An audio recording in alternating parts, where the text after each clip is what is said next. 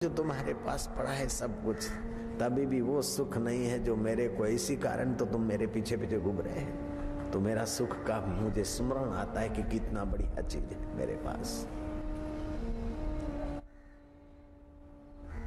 चोले जिनादे रतड़े तंग जिनादे पास धूली उनादी जे मिले नानक दी अरदास।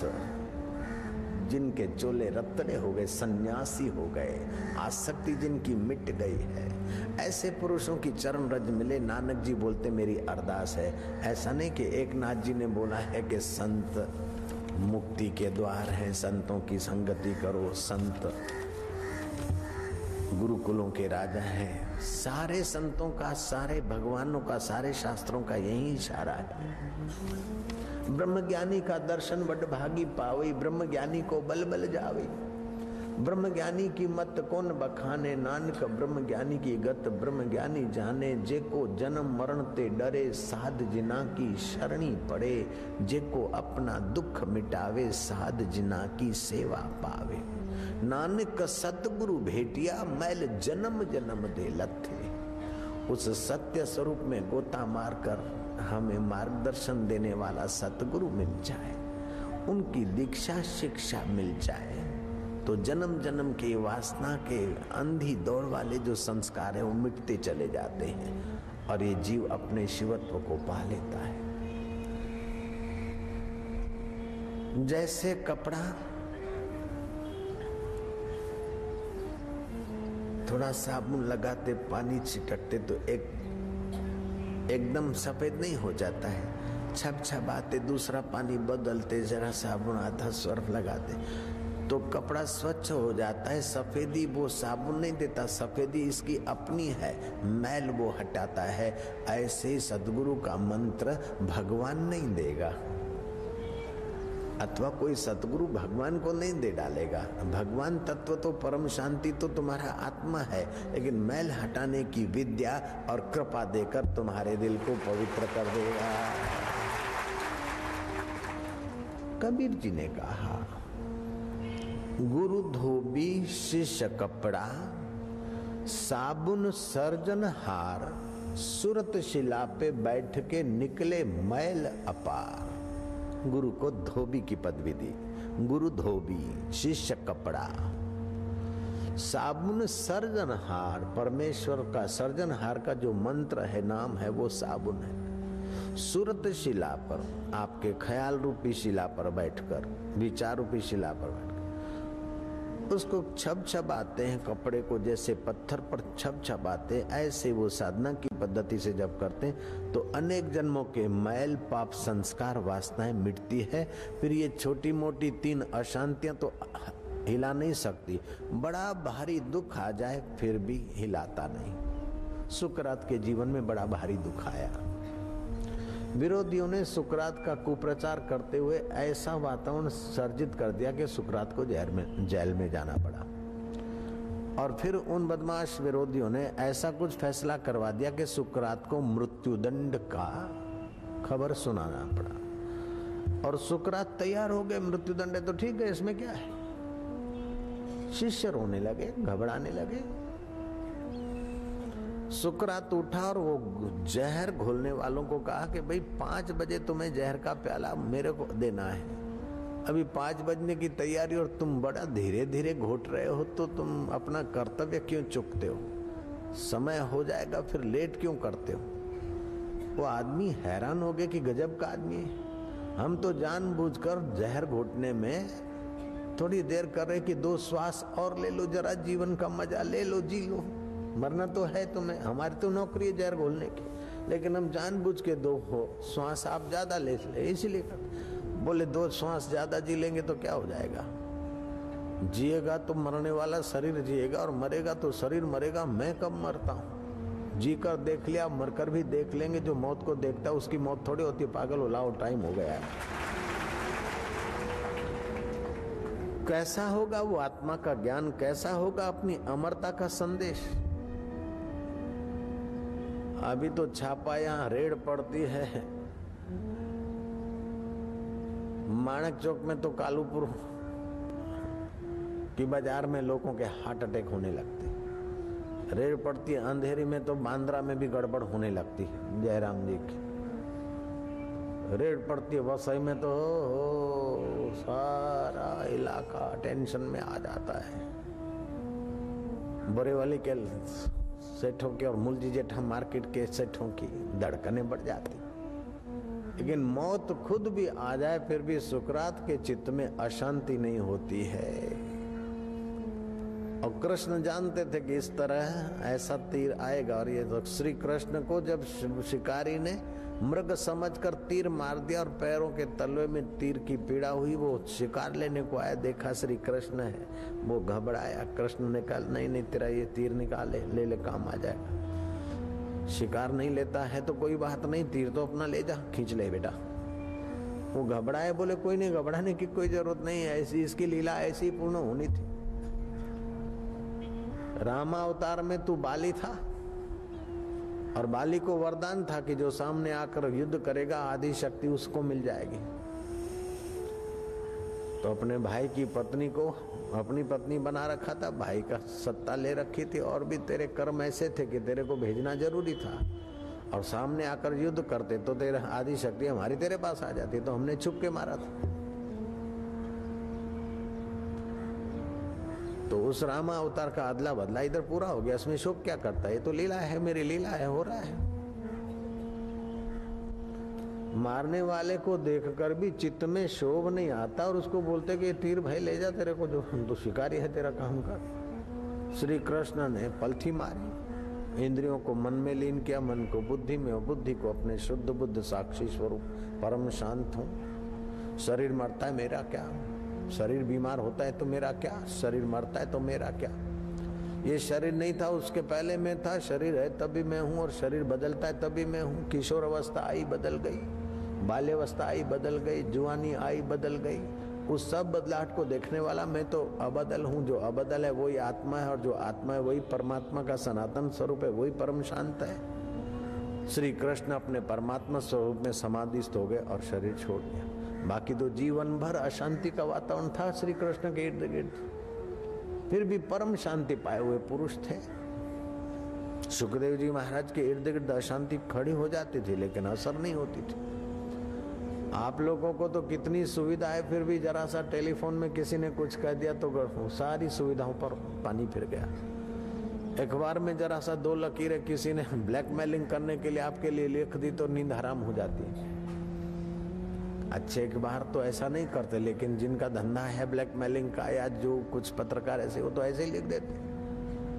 किसी ने किसी सेठ को कहा कि देखो आपके लिए अखबार में गड़बड़ाया, मुनीम ने कहा उस कुत्ते को टुकड़ा नहीं डाला इसलिए गड़बड़ लिखा है, इसमें मेरे सेठ का क्या जाता है। जयराम जी की मेरे सेठ सत्संगी है, फलाने गुरु के लिए बापू के लिए कभी वाहवाही लिखने वाले और समझदार तो बहुत बढ़िया लिखते हैं, लेकिन किसी को समिति वालों ने जरा एड बेड नहीं दी तो वो गड़बड़ लिखते, तो बापू को और समिति को तो कोई घाटा नहीं होता, तो मेरे सेठ को क्या घाटा होगा। तो हमारे साधक और संत नहीं घबराते तो फिर ये हमारे सेठ जी सत्संगी क्यों घबराएंगे। पूरे हैं वे मर्द जो हर हाल में खुश हैं, मिला अगर माल तो उस माल में खुश हैं, हो गए बेहाल तो उसी हाल में खुश हैं, कभी ओढ़े टाट तो कभी बाट में खुश हैं। पूरे हैं वे मर्द जो हर हाल में खुश हैं। ऐसे मर्द धरती पे कभी कभी कहीं कहीं प्रकट हुआ करते हैं। अभी भी जो रौनक है या थोड़ा चेहरे पर मुस्कान है या व्यवहार में थोड़ी उदारता और सज्जनता है तो ये उन्हीं महापुरुषों की परंपरागत प्रसादी है। कोई न कोई देश में कहीं न कहीं ऐसा आत्मरामी परम शांति पाया हुआ पुरुष होता है। दूसरे विश्व युद्ध में एक ऐसे महापुरुष पकड़े गए 1942। वो सहज स्वभाव विचरण कर रहे थे। सैनिकों ने उनसे पूछा, उसने तो शपथ ले रखी थी कि जब सब तू ही है तो क्या बोलूं, मैंने आज से मौन लिया। महात्मा संकल्प के पक्के थे, मौन लेकर विचरण कर रहे थे। फौजियों को शक पड़ा, पूछा तू कौन है? बाबा चुप, जो चुप्पी त्यों शक ज्यादा। ले आए अफसर के पास। अफसर ने बोला जल्दी बता नहीं तो तेरी जीभ काट लेंगे। चेहरे पर कोई फर्क नहीं, जल्दी बता नहीं तो तुझे मार देंगे। तू कौन है? शत्रु सेना का जासूस है। तू कौन है? कौन सी बला है? कौन सी जात का, कौन सी नात का, क्या काम करने आया इधर को? संत जानते कि जो आत्मा की जात है वही हमारी असली जात है, बाकी शरीर की जात तो कल्पित है। बहुत डांटा, बहुत कुछ बके, लेकिन वो संत चुप ही चुप थे, मौन ही मौन। लगा कि ये कोई बड़ी संस्था, बड़े देश से जुड़ा हुआ आदमी है, कोई बड़ा जासूस लगता है, बड़ा रेढ़ा गुनाहगार है। फिर भी कोई असर नहीं। बोले जब कोई असर नहीं है, तू बोलता ही नहीं, मुर्दा है तो हम तुझे मुर्दा ही कर डालेंगे, ले आओ भाला। भाला लाने वाले को आदेश दे दिया लेफ्टिनेंट कर्नल ने, महाराज अब भी बोलता है तू कौन है, जीवन दान मिलेगा, नहीं तो अभी अभी मार डालेंगे। साधु ज्यों का त्यों। मूर्ख सेनापति ने आदेश दे दिया कि चलो नहीं बोलता है तो सदा के लिए इसको न बोला कर दो। कंठकूप पे भाला रख दिया, फिर भी वो महात्मा डरे नहीं। उस अहंकारी सेनापति ने ऑर्डर छोड़ा कि भाला भोंक दो। उस परम शांति पाए हुए महापुरुष को जब भाला घुसा तो रक्त की धार बह चली। कंठ में मर्म स्थान पर भाला घुसे लोहे का, जीना तो असंभव है। पर भाला घुसा और रक्त की धार बह चली। आखिरी में आखिरी श्वास थे, महात्मा मुस्कुराए, यार तू भाला बनकर आएगा फिर भी तू मुझे धोखा नहीं दे सकता है, सब में तू ही तू है। अशांति नहीं हुई। साईं कंवर राम का यश कीर्ति देखकर कुछ विधर्मी लोग जलते थे। सिंधी जगत में खूब जागृति आई, तो अपने वालों में से किसी ने प्लानिंग किया और रुक्कू स्टेशन पर दो आदमी मिलने आए। बाबा जी हम जो काम करने को आए उसमें हमें फतेह मिले। काम करने को क्या है कि आपका मर्डर करने को आए। रुक्कू स्टेशन पर गाड़ी रुकी और वो पहले दुआ लेने आए कि हम जिस काम के लिए निकले उसमें सफल हों। कंवर राम तो घर से भोजन करके जब निकले थे तो ग्रास लेते, भोजन करते करते ग्रास हाथ पैर से गिरा, तुरंत आवाज आया कि अब पूरा हो गया तुम्हारा अंजल। वे संत वहीं हाथ धोकर उठे और मुसाफरी की। और रुक्कू स्टेशन के पहले वो आए और बोले महाराज हम जो काम करने को निकले हैं उसमें फतेह हो जाए। कंवर राम ने कहा ठीक है, भगवान तुम्हें फतेह देगा। रुक्कू स्टेशन पर दूर खड़े उन्हीं ने जिन्होंने आशीर्वाद मांगा, उन्होंने धार धार छाती में 2 गोली लगा। तो हाय रे हाय, हाय रे हाय नहीं किया, आराम करते हुए कंवर राम जी चल दिए इस नश्वर चोले को छोड़कर। गांधी जी के साथ भी ऐसे ही हुआ। गांधी जी को एक अकेले गांधी जी थे ट्रेन में, बाकी सारे गोरे के गोरे भरे हुए। वे गांधी जी के पीछे लग गए कि कुछ भी करो, आप हमारे ईसाईयत में आ जाओ, आप हमारे बन जाओ, फिर हम आपको हेल्प करेंगे, मदद करेंगे, फलाना करेंगे, ढिंगना करेंगे। गांधी जी को खूब दबाव भी डाला, प्रलोभन भी दिया। आखिर गांधी जी ऊब कर कहते कि भाई तुम्हारे रिलीजियस में ऐसा कुछ बढ़िया दिखाओ तो मैं श्रद्धा से मानूं, खाली मेरे पर तुम थोपते हो, दबाव डालते हो तो ये तो नहीं होगा। बड़े सत्य वक्ता थे। उन्होंने कहा चलो तुम रॉक्सफेलर कन्वेंशन हॉल में चलो, हम प्रेयर करेंगे और आपका माइंड चेंज हो जाएगा। गांधी जी भीतर से मजबूत थे, राम नाम रटते थे, गीता का ज्ञान था उनके पास।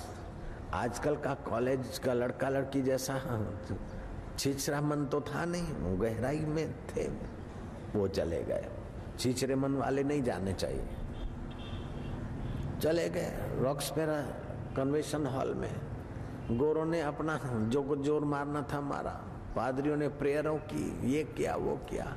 आखिर गांधी जी उठे मुस्कुराते हुए, बोले मुझे राम राम बोलने से जो शांति और बल मिलता है और गीता पढ़ने से जो प्रेरणा और ज्ञान मिलता है, वो सरमन ऑफ माउंटेन पर जो उपदेश है उससे बहुत कुछ ज्यादा देता है मुझे। इसलिए मैं इम्प्रेस नहीं होता हूँ, मैं तो हिंदू धर्म में ही रहूंगा।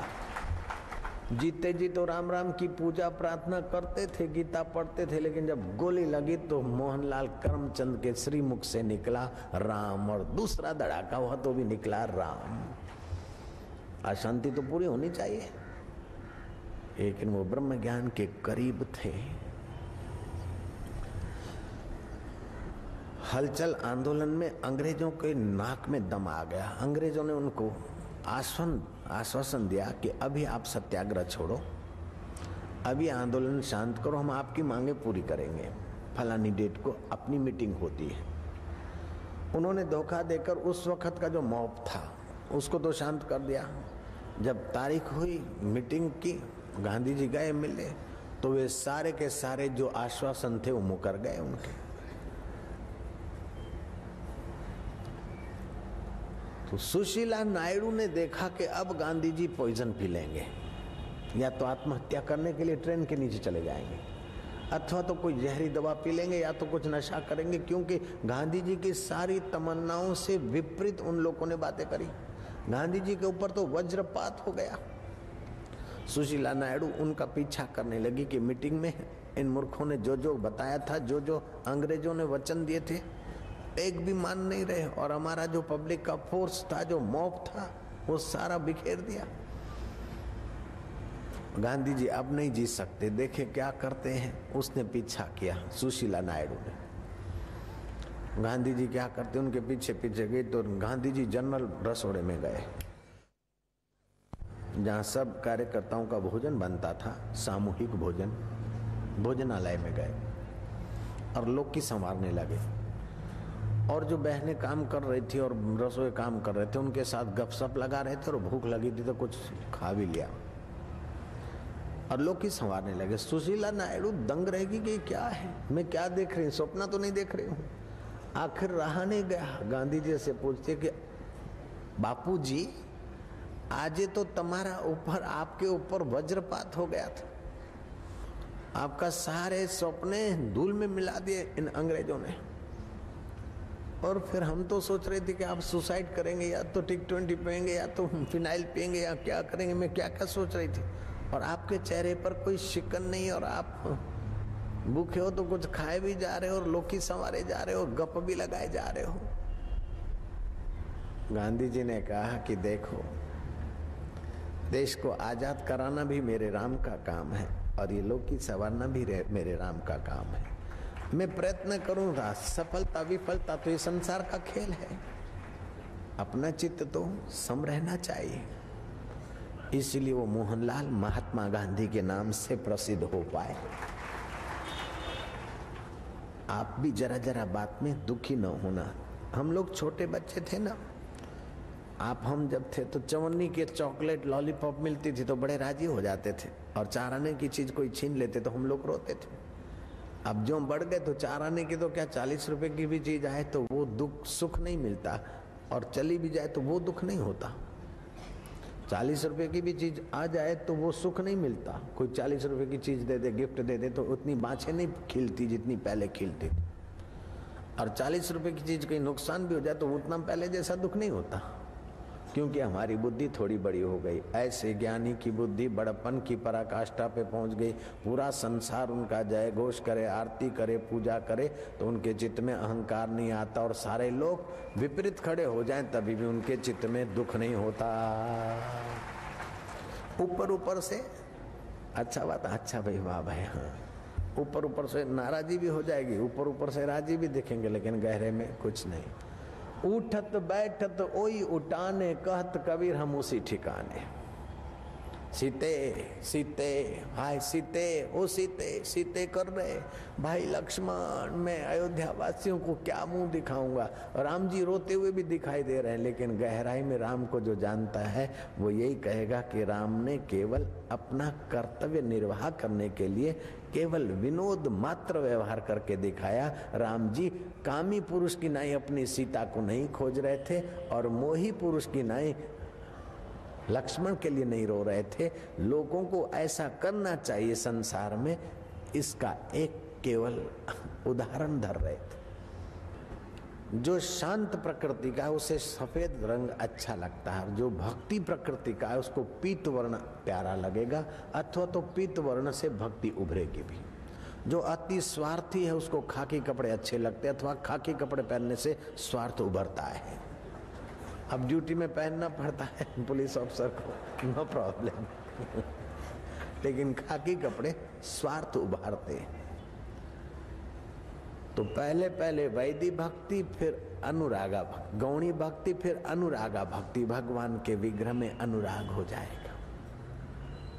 ऐसा करते करते जब गुरुओं का तत्व ज्ञान मिल जाता है तो फिर आप क्या हैं और भगवान क्या है उसका रहस्य खुल जाता है। आपको परम भक्ति मिल जाती है, उसको बोलते हैं भक्ति, पराभक्ति। मद भक्ति लभते पराम। जो पराम भक्ति मिलती है तो परम शांति, और परम भक्ति जब तक नहीं मिली तब तक ऐहिक शांतियां आती जाती।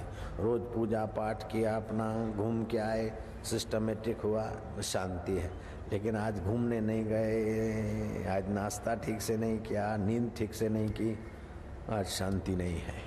जयराम जी की तो ये नींद की और घूमने की शांति हुई, वो परम शांति नहीं कि किसी कारण से चली जाए और किसी कारण से आए। तो रोज जैसे कोई पहलवान है तो बराबर दंड बैठक किया तो आज ठीक खुश है, जिस दिन दंड बैठक नहीं हुआ उस दिन मरा पड़ा है। तो ये हो गया आदत का सुख। आदत का सुख एक बात है, परिस्थितियों का सुख दूसरी बात है, विषय विकारों का सुख तीसरी बात है, हार जीत का सुख चौथी बात है। लेकिन कोई भी परिस्थिति में आपका चित्त सुख से विमुख न हो, वह परम सुख परमात्मा का है, परम शांति परमात्मा की है। ऐसे पुरुष के आगे खुशी कोई माना नहीं रखती है।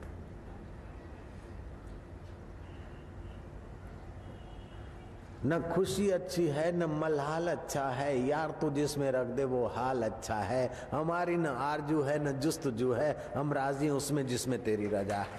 पूरे हैं वे मर्द जो हर हाल में खुश हैं। मिला अगर माल तो उस माल में खुश हैं, हो गए बेहाल तो उसी हाल में खुश हैं। जैसे रमन लाल, जहाज डूब गए तभी खुश हैं, मुनाफा हुआ तभी खुश हैं, गोदाम लूट गया तो खुश हैं, दे दा के चल दिए तो खुश है। तो वो परम शांति जिनको मिली है, ऐसे ऋषियों का मार्गदर्शन से अगर संसारी लोग जीने लग जाए तो भोगों की अधिकता, इच्छाओं की नीड की अधिकता से सुख नहीं मिलता, अपितु इच्छाएं और भोगों का आकर्षण कम होकर आदमी अंतर्मुख होता है तो उसे शांति मिलती। हमारे बाप दादाओं के पास जो सुख सुविधाएं नहीं थी वो हमारे पास है। पहले के जमाने के राजा के पास जो सुख सुविधाएं नहीं थी उससे ज्यादा आज के चपरासी के पास है। राजा को अगर ठंडा पानी पीना है तो खच्चरों से, हिमालय से मंगवाना पड़ता था बर्फ। अभी तो आपका पीऊन भी फ्रिज का पानी पी सकता है। जयराम जी की आपका चपरासी भी यूं स्विच करके ऊपर उड़ सकता और नीचे आ सकता है। उस जमाने में राजाओं को कहां था। राजाओं को अगर मनोरंजन चाहिए तो हो नर्तकालय बनाते, साज वालों को पगार देते, नर्तकियों को पालते पोसते, और नर्तकी जो जानती थी एक वही गा के उसका मनोरंजन करती थी। अभी तो आपका नौकर जरा सा ऑन कर दे, एक नर्तकी नहीं सैकड़ों नर्तकी एक एक चैनल पर नाच रही है, उसका मनोरंजन कर रही है यार। झाड़ू लगाने वाले को इतने सुविधाएं हैं कि उस जमाने के चक्रवर्ती सम्राट के पास भी भोग सामग्री नहीं थी जितना आज देश के बुहारी लगाने वालों के पास हो सकता है। फिर भी वे लोग या आप हम इतने सुखी नहीं हैं जो अपने पूर्वज सुखी होते थे। उनके पास सुविधाएं कम थी, सुविधाएं ज्यादा नहीं थी, लेकिन उनको अंतर्मुख होने की ज्यादा व्यवस्था मिलती थी। हमारे पास सुविधाओं का बाहुल्य है लेकिन अंतर्मुख होने का टाइम ही नहीं, इसीलिए अशांति की आग में तपे जा रहे हैं, घसीटे जा रहे हैं, मारे जा रहे हैं।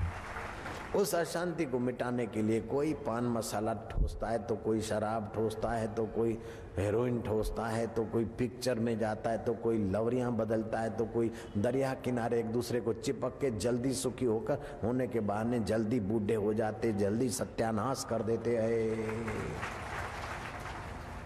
ये जो दरिया किनारे खुले आम लवर लवरियां बनते हुए बेचारे देखना 36 साल की उम्र के बाद तो बिल ऐसे हो जाते। नारायण हरि नारायण, तो कोई दूरदर्शिता नहीं है। फास्ट मजा लेना चाहते, जल्दी मजा लेना चाहते, और जितना मजा इंद्रियगत ज्ञान, इंद्रियगत आकर्षण जितना ज्यादा होगा उतना ही वे ज्यादा अशांत और खिन्न होंगे। आपके बाप दादा में जो सहिष्णुता थी, त्याग और सेवा थी, वो अपने में नहीं है। जो अपने में सहिष्णुता है उतनी अपने बच्चों में अपने को नहीं दिखती है। बिल्कुल पक्की बात है।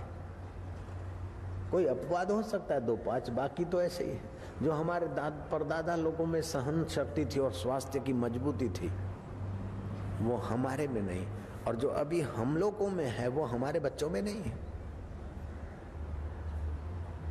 जरा जरा बात में चिढ़ जाएंगे, जरा जरा बात में मुंह बना लेंगे, जरा जरा बात में खिन्न हो जाएंगे, और कई बच्चे तो जरा जरा बात में सुसाइड करने के रास्ते चल जाते, घर छोड़ के भाग जाते। तो क्या सुविधाओं की कमी हुई? नहीं, सुविधाओं का तो बाहुल्य हुआ, लेकिन अंतर्मुख होने की दिशा से विमुख हो गए। इसीलिए सुख के सुविधाओं के तो साधन बने, लेकिन सुविधाएं शांति नहीं देती।